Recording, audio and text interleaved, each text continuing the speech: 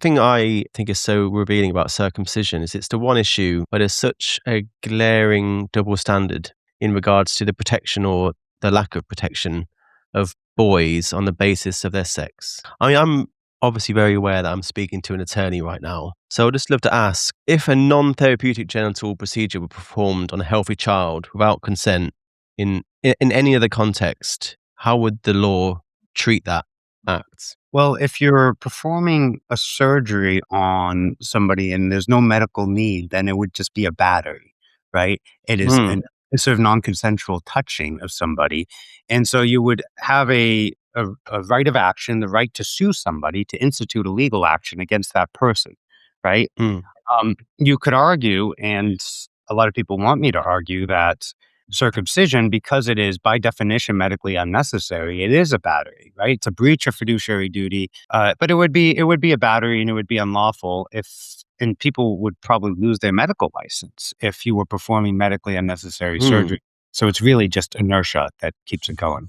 I mean, before we go too far into like the bodily autonomy and integrity side, I mean, what I can hear now in the comments are people rolling their eyes and scoffing. You know, I always hear circumcision's just a snip. I hear people comparing it to having your ears pierced or cutting your hair.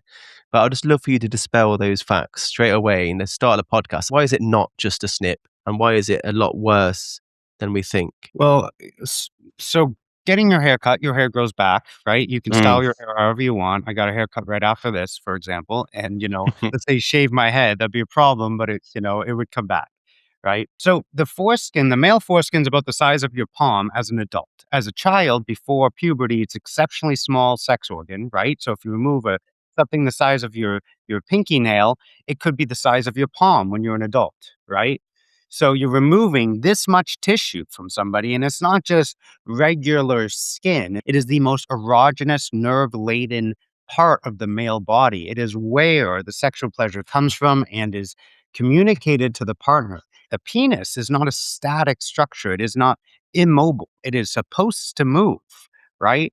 And so it is supposed to move during intercourse or even masturbation. It is that mobile tissue that rolls over the head of the penis. And it's not the head of the penis is the most sensitive, it's the foreskin itself.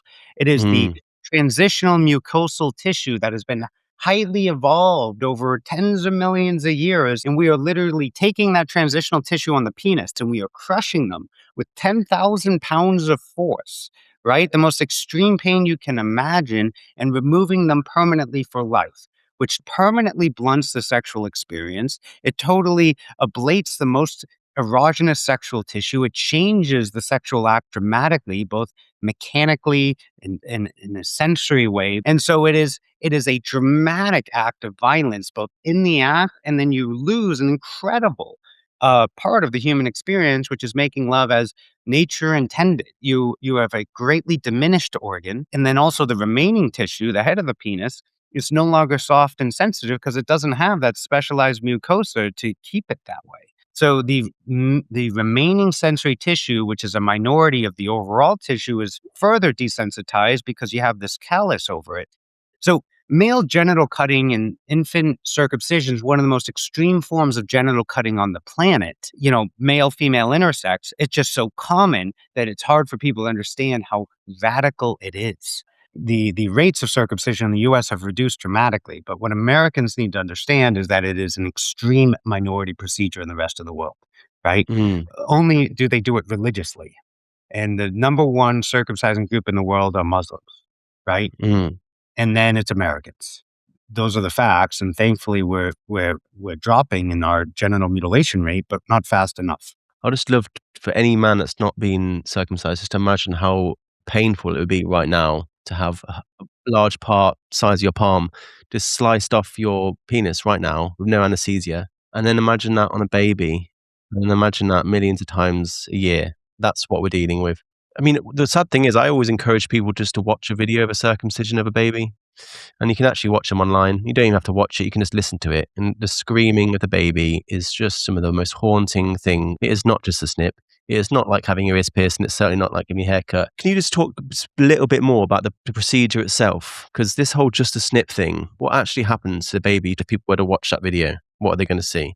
Well, absolutely, and I can't watch them either. I have watched them and I've heard them, and it's haunting, but so what they do is they take a male infant, right, and they strap him to a board, so his like, literally, there are straps here, straps there, and on the legs, spread eagle, with his genitals exposed, right, and then what they do is they take some iodine solution and they rub the baby's penis, so they start stimulating the infant's penis so they can more easily grab it, and then it has a foreskin on it that is fused, and it is as fused to the head of the penis as my fingernail is as fused to my finger, because the foreskin does not separate from the head of the penis by nature until, anywhere from 5 to 15 years. There's a huge range, but it is supposed to be fused because this infant is not using that to procreate. So it's actually a protective mechanism for that penis to develop. So what they do with that fusion is they take a blunt probe and they destroy. It's like tearing the fingernail off of the penis, is they destroy that fused tissue from the foreskin to the head of the penis with a blunt probe. And then the baby starts screaming its head off because they're torturing it. And then what they do is they put a metal, and there's different ways to circumcise, but the most common, the Gomco clamp, is they take a metal bell, and a small metal bell, they put it over the red, raw, exposed head of the penis, which just had its structures torn off it. They put a metal bell over the head of the penis, and then they take the now separated foreskin and then they stitch it to the top of the bell. And then there's this contraption that you turn, and it puts about 10,000 pounds of force between that metal bell and the external crushing mechanism with the foreskin in the middle. And they just leave it there for 5, 10 minutes. The baby's screaming its head off. Sometimes they go into shock. Sometimes they pass out from the trauma. And once they've crushed that tissue and totally destroyed and mutilated it, then they take a scalpel and they cut it away from the top. I mean, babies have died from this, but a lot of them have literally screamed so loud that they've exploded lungs and stomachs. I mean, it is truly medieval torture. And then the doctor bills the hospital for 2 grand and the baby's mutilated for life. Kaiser has specialized rooms that are soundproof so the parents can't hear the baby being genitally mutilated and screaming its head off. And that's what you're teaching to over 100 million American men and pretty much every Muslim and Jewish man. You're in a hostile world. You cannot trust anybody. I spoke with Elliot Hulse, who's kind of like a strong man, and he's like, his theory is all of our swords are unsheathed and we're quick to irritation. You look at all the areas of war, it's America, Middle East, all the places that mutilate their males. I mean, it is abjectly bad for one's development to undergo this extreme torture, right? And mutilation at an age where you aren't even starting to develop memories yet. And so we are abusing our male children. It's hard to study because, like, when I challenged this at Harvard and I worked there for 8 years, they kicked me out. And, a lot of people's identities are wrapped in having, this big part of their penis cut off. But, we still have a ways to go. That doesn't sound like my last haircut. I'll put it that way. So why do you think the right to bodily autonomy and integrity is just not universally applied to all children, regardless of gender? Well, one is the big thing, it's inertia, right? Because we're used to it. And a lot of men who are circumcised, they don't understand that it was actually a violent act committed against them until they are older. And when you're confronted with that information, there's a psychological defense mechanism to say, hey, I was not harmed, or my parents didn't harm me, or my country or my religion didn't harm me. And it's you who are sharing this information with me. You're harming me because you are challenging my understanding of the world, right? And my understanding didn't include me undergoing this violent act, which removed functional tissue and is an extreme violation, right? This is like too much for me to deal with. It's very easy to dismiss. And the monolith of mainstream media, even 10 years ago and before, was all circumcision's good for you and it's cleaner and it prevents all these diseases that are way more prevalent in America than Europe. And America circumcises and Europe doesn't. Right. So that alone will tell you that it's hoopla. It's more the psychological reality. It changes the way you view the world because it's a fundamental failure of multiple systems that we've grown to trust, and we've grown as part of our identity, whether it's being a Jewish man, which I am, or an American man, which I am, or my parents did everything they could to help me and have a great life, which is true. But at the same time, they consented because of faulty medical information, but they consented to having a Hmm. important and large functional part of your genitals removed, that is a tough pill to swallow. And a lot of people just say, I'm not dealing with it. But the problem with the I'm not dealing with it is we continue doing it to other children. And that's why I was like, no, this needs to Yeah. stop because, it's so obviously wrong. Yeah, I mean, admitting the truth to what we've done, which is the systematic abuse of baby boys at the earliest possible age in the most excruciating way by the millions. Like, that is not something people are just going to admit to and accept and hold themselves accountable for. So it does kind of make sense that people don't want to swallow that pill. Yeah. And it's even hard to imagine. The circumcision in America is the wrong word to use, but relatively sophisticated in comparison to some of the Mm. tribal and religious circumcisions, which we can maybe talk about later. Just talking about the elephant in the room, the reason why I asked you a little bit about the constitutional position on circumcision, people may not realize that you're obviously an attorney and you are currently suing the state of Oregon to start the process of ending circumcision in America. You're not just there leaving angry comments on YouTube, but like a lot of people I know, you're actually doing something about it. So could you tell us a little bit about your lawsuit in Oregon right now? And I want to pre-warn you, I'm not a lawyer and this is not a legal podcast, so layman's terms would be appreciated. Yeah, great question. So we have three active plaintiffs, three young men who were circumcised after 1999, which is when Oregon passed its state law prohibiting female genital cutting. And so they've all suffered injuries. They have scars on their genitals. They've lost sexual function. They were grieved by this, physically and sexually, mentally. And so they've suffered serious harm. And what they're arguing is, I live in a state that prohibits sex-based discrimination, right? Mm, In state laws.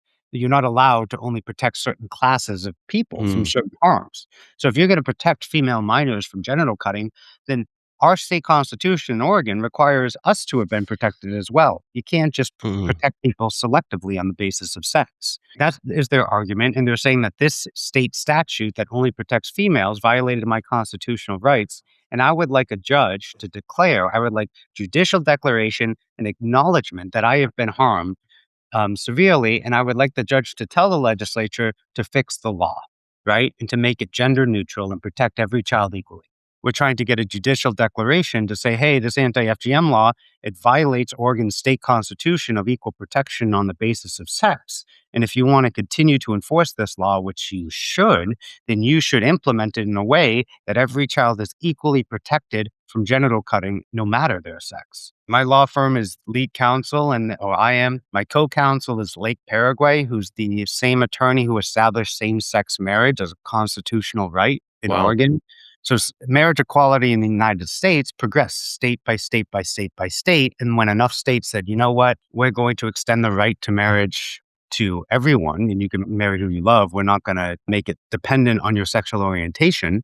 Once enough states did that, then the federal government came along and said, okay, we are going to recognize all marriages, doesn't matter your sexual orientation, which was a huge victory for civil rights, right? And the difference between the first state that legalized same-sex marriage in 2004 in the Goodrich case and the Obergefell case, which legalized same-sex marriage nationally in all of the United States, that was 2004, 2015. That was 11 years, right, of state by Wow. state by state. Now, if you and the internet and the world and the public is ready to protect every child equally under the law, we could do that in a lot less than 11 years. I could probably do it in 2 or 3, depending on if somebody with deep pockets says, "Hey, here's $10 million, sue every state." And I would do it. I could easily organize that, right? With the resources to hire the right attorneys to do what needs to be done. But our challenge is Mm, progressing very well. We had a full courtroom the first hearing. It's actually overflowing into the bar, right? We wow. recorded the whole thing. And so what we're doing with protecting children from genital mutilation is we're going state by state by state to get judicial declarations and ideally legislative reform that says, hey, if you're going to protect females from genital cutting, you have to protect every child equally, right? That's the rallying cry. That's the theme. That's what everybody can support and get behind. I started the nonprofit Intact Global, right? It's a 501(c)(3). So what we do is we raise money to fund these constitutional lawsuits, these constitutional challenges. And so that's the lawsuit that we filed with my co-counsel who established same-sex marriage as a constitutional right in Oregon. His name's Lake Mm, Fairway, fantastic man and lawyer.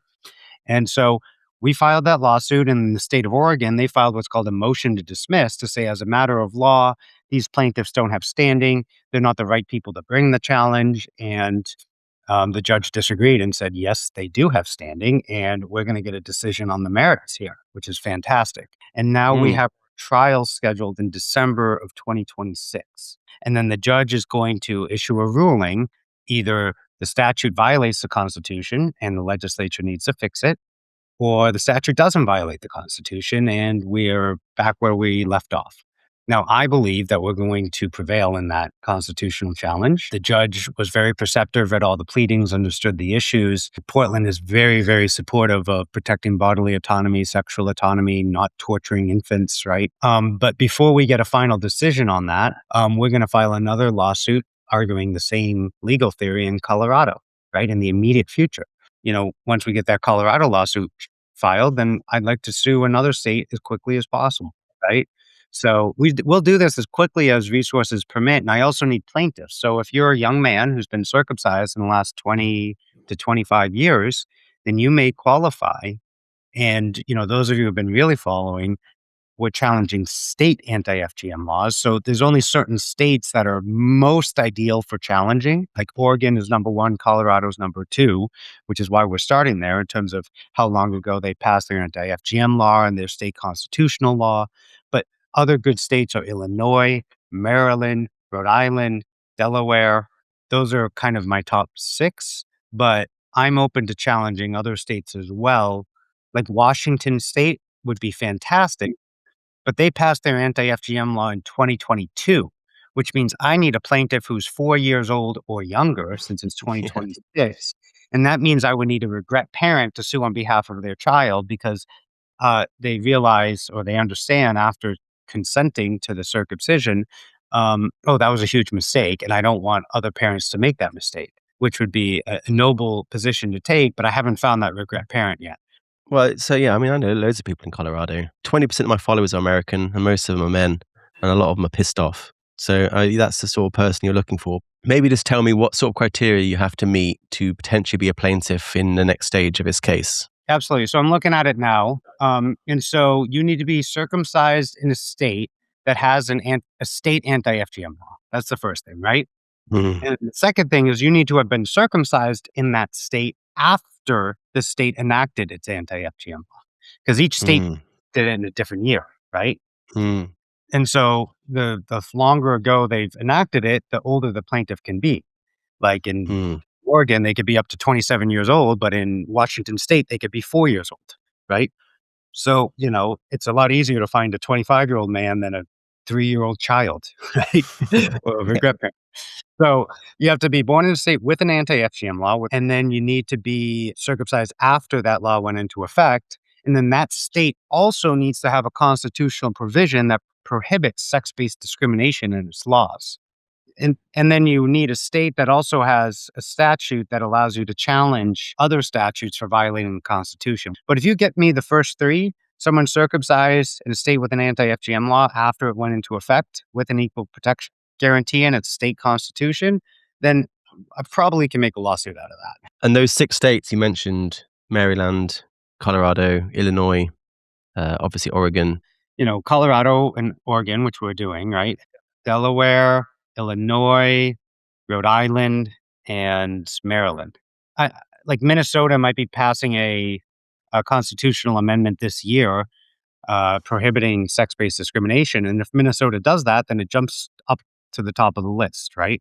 Mm. But I know in those states, that would be the ideal states. But I mean, everything you said, I mean, I know people talk about circumcision and people always think it's, you're being anti-religion, you're being anti-culture, you're being anti-parental choice. But what you're describing to me just sounds like basic human rights. So why is it not anti-religion? Well, this is pro-human life and pro-child protection. And this is Mm.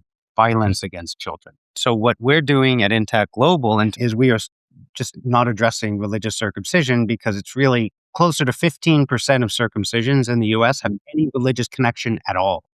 85% is purely in a medical context. You're talking about circumcisions performed in a medical context. And obviously, you just talked a little bit about the excruciating procedure and the pain and trauma that goes with it. So there must Mhm. be good medical justification for it. So, like, what are the medical benefits of circumcision? Circumcision was medicalized in, around the year 1900, right? We're talking 120 years ago or so in America. And the justification at the time for circumcision medically was that if you remove the foreskin, that mobile tissue that's really sensitive and makes sex better and easier to masturbate, it's a lot harder to masturbate. So this is the Puritan area, and masturbation was this before germ theory. Masturbation was seen as the root of all evil, or the root of all illness, and it was also morally evil. And so if we sexually maim our children, it's a lot harder for them to masturbate. And so that's a good thing. It's cleaner, morally cleaner, right? So that's how it got popularized. Now, then it became an issue not long after of, oh, well, it also prevents gonorrhea and syphilis. Again, before germ theory, before antibiotics. And the reason that that became a meme in the United States, a recurring thought, even if it's not true, is because there were certain social scientists who did population studies. And what they found were that circumcised men had lower rates of STDs of the time, syphilis, gonorrhea, Mm, than intact men. And the reason that they found that circumcised men had lower rates of sexually transmitted diseases is because they weren't studying the difference between circumcised and intact. They were studying the difference between Jewish culture and Gentile culture. Because Jewish culture was much more buttoned up, much more conservative. And so they found a statistically significant difference between STDs and circumcised and intact men. But that was a correlation, not a causation. The causation was the conservative Jewish culture that did not frequent prostitutes in early America, right? And so that is how it became a medicalized issue in America. And then we have a for-profit system, so it became financially mm. incentivized. And then enough men were circumcised where it was normal for them. They wanted to do it to their children. So that's kind of like how it spiraled out of control. But now that we have this over 100 million men who have had large portions of their sex organs cut off, and we look actually at the population rates of sexually transmitted diseases versus cultures that do not circumcise in Europe, we have higher rates of HIV, higher rates of STDs. And so that theory clearly does not work. And if you think of it from a biomechanic perspective, when you remove this mobile tissue, you actually have this taut skin that is much more prone to bleeding, right? And Mm. frictions, painful sex. And it is this open wounds that more facilitate these sexual transmitted diseases being exchanged. So there's actually a reasonable explanation as to why circumcision increases STDs. But, 130 years ago, it was only religious groups who were more conservative who circumcised. And so they had lower rates of STD because of their conservative culture. And so that's how that meme caught on, if that answers your question. That certainly does. I mean, I was obviously being facetious. I know full well there are no medical benefits really. Yeah. I've actually once I mapped onto a timeline all of the different medical claims that were claimed about circumcision, all of which have been debunked. So I'm just going to go through a few of them. Going back to the 1830s, it was seen as a cure for wet dreams. It was seen as a cure for paralysis, epilepsy, sexual violence, curvature of the spine, masturbation, which you mentioned, insanity, bedwetting, depression, blindness, deafness, and idiocy, cures tuberculosis, increases fertility, prevents venereal disease and cancer of the tongue, cures cervical cancer, improves racial hygiene, reduces syphilis and gonorrhea, prevents penile cancer, which is still, people talk about that today, enhances masculinity and sexual attractiveness, prevents mental illness, prevents UTIs, and prevents HIV. It's really the penile cancer, the UTIs, and the HIV that are still sticking around. All of those have been debunked as well. But it's just incredible how all these claims have come out of the woodwork and we still search for another one rather than just admit to what it is, which is there's no medical benefit to it whatsoever. It's not, and it's certainly not cleaners either. And one of the things people don't know is like, why are we circumcising boys? And one of the big motivations, particularly in America, is thanks to an awful man called Dr. John Kellogg, who was just an awful piece of shit, who was also the founder of Kellogg's Cornflakes. And he wanted circumcision as a masturbation cure for what he considered a solitary vice of teenage masturbation. And you don't have to listen to my words, you can listen to his. And he said, a remedy which is almost always successful in small boys is circumcision. The operation should be performed without administering any anesthetic as the brief pain attending the operation will have a salutary effect upon the mind, especially if it is connected with the idea of punishment. So it was very much about causing extreme pain as a means of reducing masturbation in teenage boys.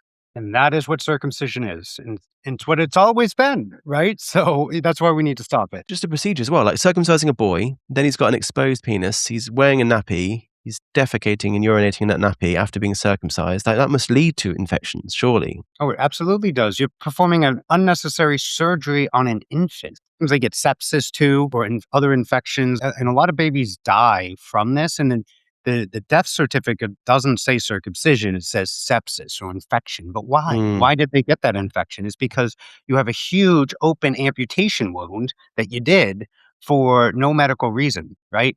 And if you just look at the number of consensual circumcisions of adult males, it is 1% or 0%. So there is an incredibly strong, overwhelming inference that if you don't circumcise your child, he's not going to want to be circumcised as an adult. So you want to respect their choice. And even if they do want to get it, if they're in that 0.5%, well, then do it as an adult, right? Like, don't mm. don't do it on a vulnerable infant who may die from the procedure. It's totally indefensible, is what it is. I think my generation is the last generation to be cut in the majority in America. And, it's my mission to end this as quickly as humanly possible. And that really is dependent on how much support, the broader community online is willing to show up. What does success look like? Success would be, let's take Oregon as an example. The judge says, plaintiffs are right. You can't pass a law that only protects females from genital cutting. And this law is constitutionally invalid. And I'm going to kick it back to the legislature. And you've got a year to figure it out. And so then the legislature, the Oregon state legislature, looks at this. They read the judge's ruling and they say, okay, well, I guess we have to protect every child from genital cutting if it's medically unnecessary. And they pass Mm. a law to that effect, right?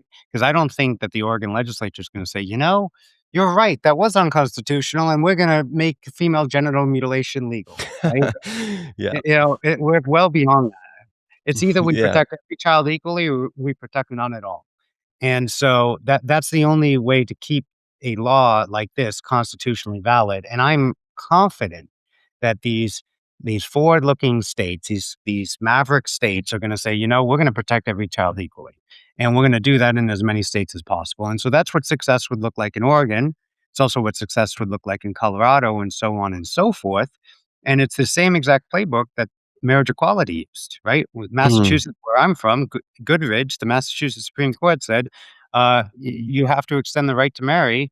It's a constitutional right of privacy to the Goodrich and the other, 14 couples who were the plaintiffs. And then once Massachusetts did it, another state and another state and another state, once Oregon does it, so ideally Colorado and another state and another state. And then once 10, 20 states say, hey, you got to protect every child equally, then we challenge the federal anti-FGM law and say all these states have already agreed to it, just make it a national protection. And by then it's going to be 5, 10 years down the road. And I think that we can win that. But right now, I don't think that we can win that because Mm. the government doesn't like to do whole scale revision of its civil and constitutional rights unless a bunch of states have already, you know, taken that leap of faith. And it's not just legal change you're after either.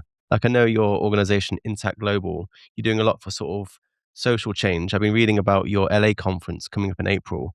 So why is it important to normalize this conversation?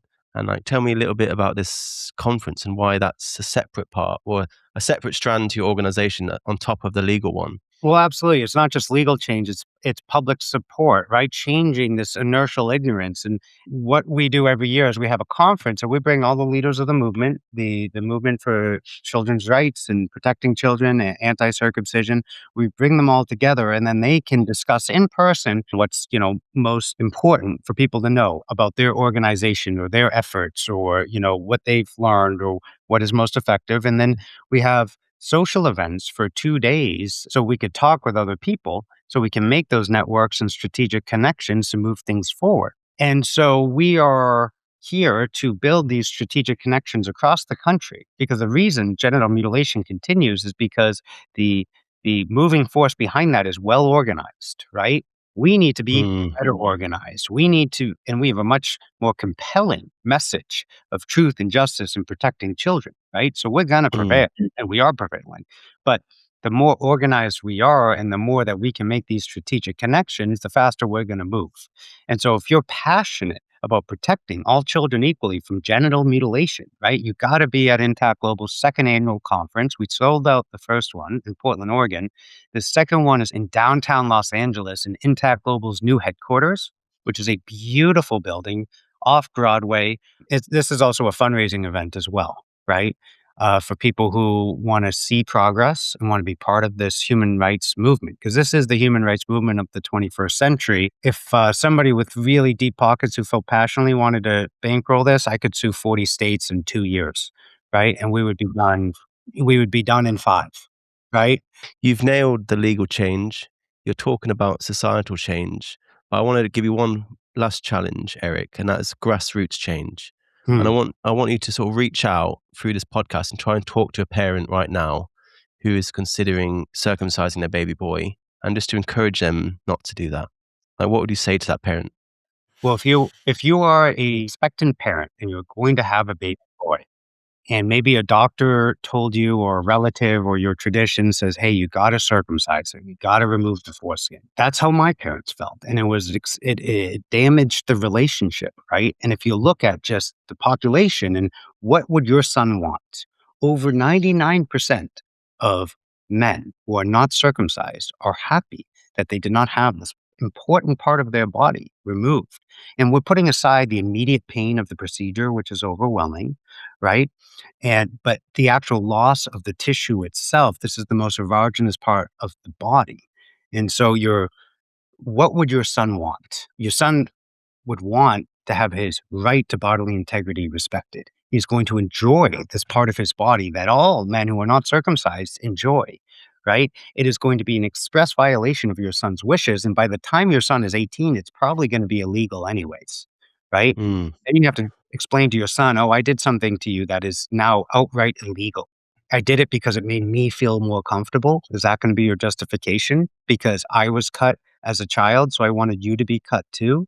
Let me assure you that it was not good for my familial relationships. And for a lot of people, if you want to have the best relationship with your son, you want to start out by respecting his body and respecting his wishes. And that means protecting him at birth and not subjecting him to medically unnecessary genital cutting and amputation.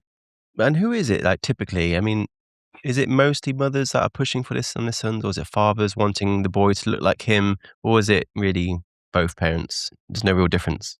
Primarily, the number one indicator if a child is circumcised is if the father is circumcised, and that's Mm. because they probably have unresolved psychological conflict about their own circumcisions. And instead of thinking about it or addressing it, it's a lot easier to impose that wound onto your child than to think about what does it mean for you in your relationship with parents, in your country, in your religious culture, or whatever, right? It is an act of deflection. I can't help but notice it's Intact Global, Eric. It seems like you've got ambitions even beyond America. I was laughing when you talking about suing 40 states at the same time. I'm trying to think about your schedule. You're a busy guy, but I mean, it reminds me of in the UK, circumcision is a problem here too, but not as big of a problem. Same with Europe. But it's been in the news recently. We had a baby boy die in January, just gone. And since that point, the Crown Prosecution Service, who obviously set the laws, they decided they were going to, in draft legislation, they were going to classify circumcision as potential child abuse. That was their plan. And this week, about 6 or 7 days ago, they came out and they said they're not going to do that. But they're going to consider it as causing potential harm. What do you think about that? Have you been following a case in the UK? And what would you say to the Crown Prosecution Service that were this close to defining circumcision as potential child abuse, but now have since downgraded it literally this week to just being potentially harmful?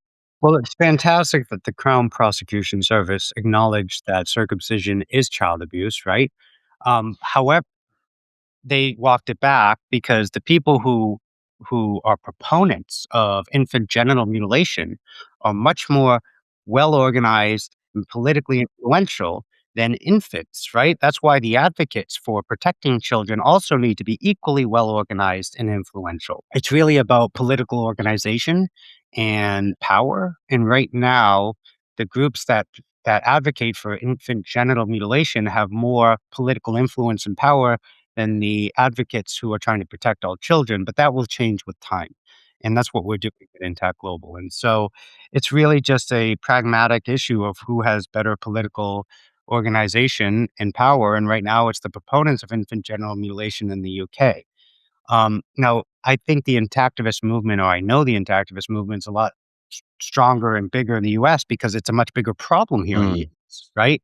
It is a much more localized problem in the UK, which, obviously still a problem, but there's not as much moving energy there because mm.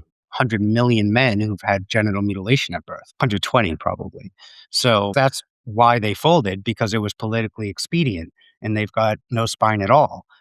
This is just a concrete example of the Crown Prosecution Service downgrading it from potentially child abuse to potentially harmful, of just the intactivist movement not having as much political organization and power as proponents of genital mutilation at present.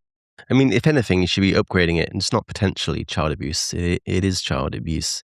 And it just came out of nowhere that it was good news when I saw that. And they were going to categorize it alongside things like hymenoplasty, virginity testing, breast flattening, all things that are very similar, very adjacent. Yeah. It was actually down to a lot of Jewish and Muslim community groups sort of pushing against it, and then the whole right to religion. They're saying this infringes on our right to practice our religion. And I don't know. I mean, it's obviously a difficult one to get through, a lot of stigma, but ultimately, no religion entitles you to abuse children. Is what I would say if I was the judge. But I mean, like you said, spineless is probably the right word. What other countries have you got in your crosshairs? I mean, it's a global problem. Like you said, there are worse countries than even America. Well, America, I think its status has been diminished in recent years, but America is still probably one of the biggest exporters of culture in the world. Mm, Right? And so when America stops mutilating its children, other countries will stop as well, just as a, because that's like why South Korea started mutilating its kids. It's because they had these GIs there who were circumcising, and it became like the American thing to do. And so when we stop circumcising, other countries will stop as well. Now, Intact Global, we have the resources to sue Oregon, and we're raising resources to sue Colorado. We just don't have resources to go, try to stop genital mutilation in South Africa, where 49 young men died who was 17 years old from infection and bleeding and all that, right? So, mm, there's mass killing events in Africa, tribal murderous events where dozens of young men literally are killed by their tribe as their genitals are being mutilated, right? And that is a mm. huge, massive problem. And we just don't have the capacity, the boots on the ground to change that. But if America stops mutilating its children, then we have a lot more moral authority to go in with our international aid, which ideally will be reinstituted at some point, and help educate these tribes and to stop doing this as well. So we'll address that question, in a few years. Well, you gave yourself a timeline of 14 years. So once you're done in America, you're still a young man. You've still got plenty of life. So take it truly global. I'm just getting started. I started my law firm 2 years ago, and now we are killing it. And, Intact Global is scaling precipitously and everything's going well. We are positioned to change the world, and we will. But, we're going to start with Oregon and then Colorado and then probably Illinois. So that's the plan. There's a few questions I have just around covering a lot of the myths and misconceptions around circumcision. I want to go over them, maybe in like a quick fire format. These are things I'm sure you're familiar with, as am I. There are medical necessities to circumcision. Are there any medical reasons to do a circumcision on a baby boy? No, but there are several medical reasons not to, right? Because you're creating an open wound. It's extremely painful. There are anesthesia complications that can kill an infant. And then if you don't use anesthesia, it's overwhelming pain, where there's good medical research studies showing that that amount of pain changes the neurochemistry of the infant's brain for life, right? Because they react differently from like the pain of a vaccine 6 months later. They're not able to cope with pain moving forward. So it actually permanently affects your neurochemistry by subjecting an infant to that extreme amount of pain. Number two, is it cleaner?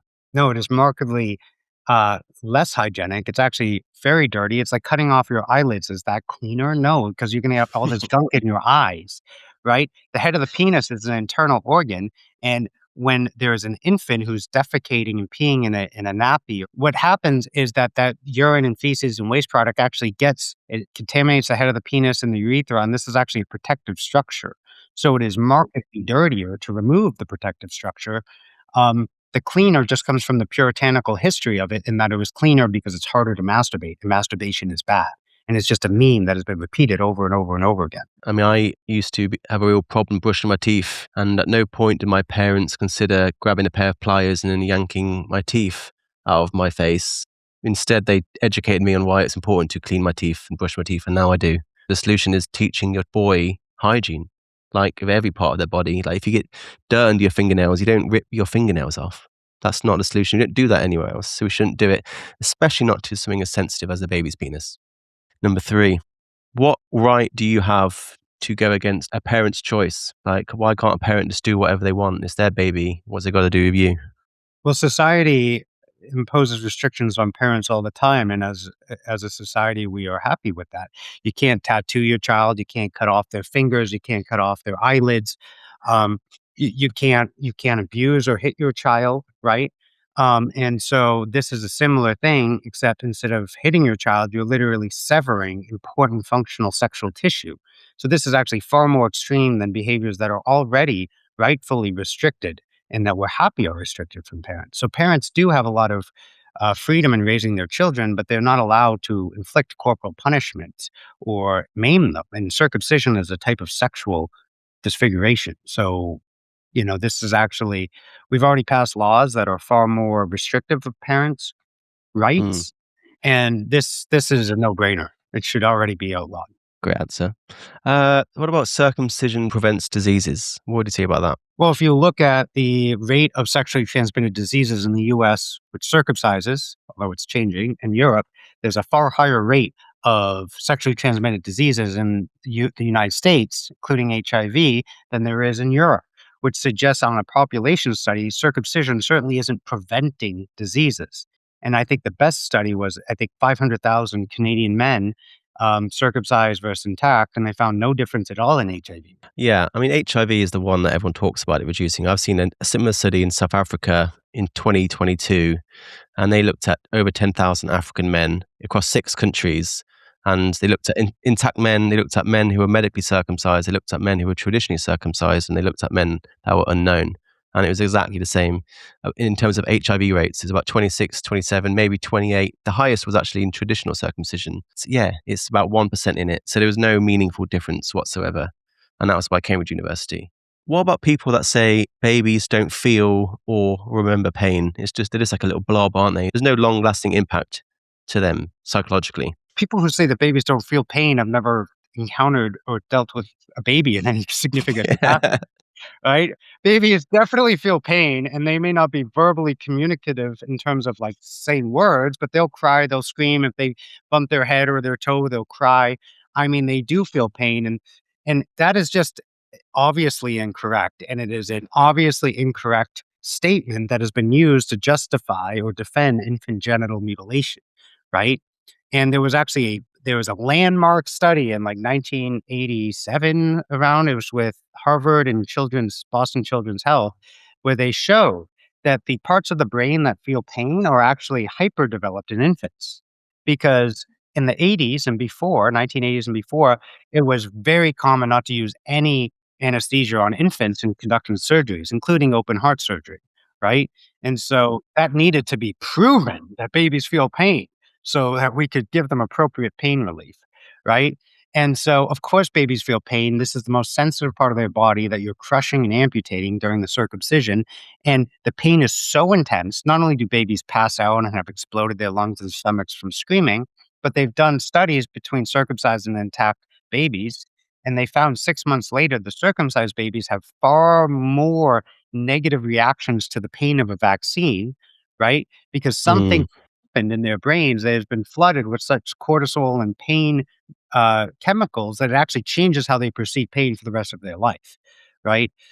Certainly for the next 6 months. And do we want to have our children have loving and good upbringings, or violent in upbringings that set them up to be violent and defensive? It's a no-brainer as well. So babies feel pain, and we shouldn't inflict pain on infants is the response. And circumcision is extremely painful.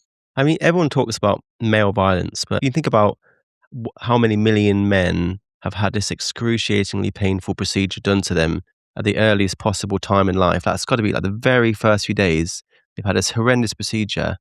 by the people that are supposed to love them. Like, it makes sense that if you're being marinated in violence from day one, literally, then male violence makes a lot more sense. Like, that's what you learn at the earliest possible age. I agree. And so why focus on this? Why aren't there bigger issues to solve? Like, you're obviously a very talented man. Why this? Everybody can get behind protecting children from physical Mm, harm, right? Being sexually maimed. And it is something that is so obviously wrong and it is so heinous. mm. There's no good reasons to do it. And it's so easy to stop. It's not like we need to save the environment and totally change how we produce and consume energy and all of that. Like that's one, example of something that affects a lot of people. But mutilating the sex organs of children, it is an affirmative act. It takes a lot of moving energy to do that. That foreskin is as part of your body as your nose is, right? Or your Mm. testicles or whatever, your hands. It is the easiest thing to stop because you have to just stop committing a violent act on a child, right? And I think that we can do it together in the immediate future. The whole culture is moving that way anyways. Like, I think it's something that, can unite us politically because everybody wants to protect children. And it's more just getting over that initial educational barrier that, oh, circumcision is actually an act of violence against children. It's great. I mean, it's a great comparison to gay marriage and how quickly that changed. It changed so fast. It was almost like a blink of an eye. And I agree. I expect it to be the same in this space. Well, I'm getting towards the end of the podcast, Eric, but I'd love to talk to you not as an attorney or as the president of Intact Global, but as Eric, obviously a circumcised man yourself. You talk about a lot of men who are circumcised don't see what happened to them as abuse, but you've obviously gone through that process yourself. I'd love to know what was it that happened to you that was like, actually, something's harmed me, something's happened to me that isn't okay. Like, what, if you're comfortable sharing that, what was that process like? Well, I think it was understanding that because Jewish Americans, like two genital cutting cultures combined, right? Mm, Is to really understand that both of these cultures, which I was like super gun ho, we could do no wrong. That's how I was raised until you get older. Intelligence is learning, wisdom is unlearning, right? And so to unlearn those things was exceptionally painful for me to understand that, my parents and my culture has not just failed me, but harmed me in a way that is just overwhelming, and it really explained a lot of my experiences sexually. Like, okay, because you only live with this one body. And if you are circumcised as an infant, you don't even understand that somebody took part of your body away, let alone a very important one. You have to, mm, and I understood it intellectually much sooner than understood it in my body primordially, or like, let's say, it took 2 years to really kind of come to the understanding that I was like extremely violated at birth. And then watching an infant be circumcised, which you could see on YouTube, mm, having them scream and yell as they're cutting and removing and amputating really important tissue from their body, and to hear that scream and be like, oh, that was me, right? That's what happened to me from the people who were supposed to love me and the people who were supposed to protect me, and the country that always professes that we're all for freedom, except this is a mark of a slave. You don't circumcise free men. This is how you brand your slaves. That is the historical significance of circumcision. It was just such a trauma that I had to work through for a long time, and I have at this point. And some people don't feel at all affected by it. But if to know if somebody feels affected by it, you have to bring it up. And if they cannot engage in the topic, it means that they are deeply affected by it because it is something that they can't even discuss, right? mm. And when I spoke with my friends when I was about 20 years old, because I'm trying to figure it out, nobody could discuss it. And I was in frat, and I, was a rugby player, and, I was pretty well known in my university, and like nobody could engage in the topic. Right. And I'm like, this is bizarre. There was something wrong here. Right. And then the more I studied it, kind of like you, I had a timeline and I kind of figured it all out. And I was like, oh my God, this is just one big lie. And that's why I did that big Harvard performance, which Harvard fired me over. But, like, everyone's trying to gaslight me, "Hey, it's not a big deal." I'm like, "Of course it's a big deal. I could be whatever profession I wanted, but what I want is to have had my right to bodily integrity respected at birth." It was very traumatic for me to understand the magnitude of the damage to my body, the magnitude of the failure and my father was really indignant about it too, which he's come around, but like it was very animating force for me. I was like, "It's not your decision." And the fact that you even think it is means that we need wholesale structural and social change, because people like you cannot be in charge, because you're going to be mutilating infants, and that's not okay in my country. We're moving downhill and like a snowball, and we're getting bigger and picking up steam quickly. Point is, it's not linear; it's exponential. My goal is to get to that exponential, rate of change as quickly as possible. And this is history. Like, we are changing how we raise our children and how they will go on to treat everybody that they meet, right, in social and sexual settings, and they're gonna be a lot kinder if you don't mutilate their sex organs at birth. It's so fundamental to everything. There's obviously gonna be a lot of men watching this who resonate with what you've just said, who have been circumcised themselves. So just to wrap it up, I'd love to ask you, could you speak directly to young men who might feel something was taken away from them without their consent? Like, what would you say to those men? Well, we are unfortunately born in part of human history where we still don't protect your human rights to enjoy your entire body, right? It is a massive failure of law and culture that circumcision was allowed to be done on you, right, for no medical reason, right? The unfortunate reality is there's not a whole lot we could do. There could be medical therapies in the future that can mitigate the damage, and I support anything of that nature. What we can do now, right? What can be done now, and that's all we could do, is to make it unlawful and to make sure that every child's equally protected. And so, what I found to be helpful is to, change law in society, make sure that this doesn't happen to anyone else, and that's a good start, right? It's something that needs to be done, and we need to stop doing this to other children. It's you're asking me what can I say to people who've been wounded in such a horrible way, and me too. But like, well, I can't undo that, but we can protect other children. And I think that's the manliest thing that can be done in response. Instead of, intentionally burying our heads in the sand and insisting it was the right thing to do to us. Of course it was, right? So I think the best thing you could do and the manliest thing you could do is to protect other children from this type of harm and violence that we've suffered. And if we work together to do that, we can end circumcision in the immediate future. And hopefully, medicine has come a very long way. We're regrowing body parts. Maybe we start regrowing the foreskin, right? There's a company Mm. that's making progress and doing human trials on this next year called 4Gen. So, like, who knows how medicine progresses, right? But we are not going to progress as a culture if we continue to do this to children. Well put, Eric. I mean, if there's one thing I know about men is that they want to help other men. So closing on that, how do these men or women help you? I mean, as plaintiffs and with funding, right? But tell us a little bit about how can we help you and where do we go to help you?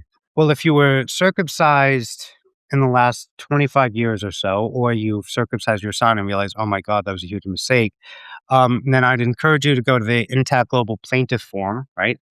And I'll put that link below, and just put in your information and see, maybe you qualify as a plaintiff, right? And you can help move the constitutional litigation and human rights movement forward. Intact Global could always use more funding. And even if you can, let's say, afford 50 or $100 a month, just become a monthly donor. And that way we can plan, say, okay, we can afford these initiatives because we have this much monthly income going in to the organization, right? So that's also another huge benefit. You can schedule a call with me or another member of Intact Global, right? And say, hey, I have this particular company, and maybe, oh, it's a film production company and I want to donate to something, or it's a social media editing company and I want to donate some services. Intactglobal.org/contact, right? There's a contact page on that. Send us a message, and we can more effectively integrate you into this historic human rights movement to protect every child equally under the law. So, Eric, it's been an absolute pleasure. It's been quite bewildering and impressive, and you're obviously a very talented, charismatic man, and I have every faith that you'll achieve these goals, even in the time frame that you've given yourself. But if there's any final messages you want to share, people, then please let them know now. Well, thank you so much. It was a pleasure to be on, George. I'm sure we'll be in touch. And for those of you who want to get more involved in the movement, go to intactglobal.org and really help move this forward and be part of history. And I look forward to working together to make sure that every child is equally protected from genital mutilation. So thank you so much, George, and I'm sure we'll stay in touch.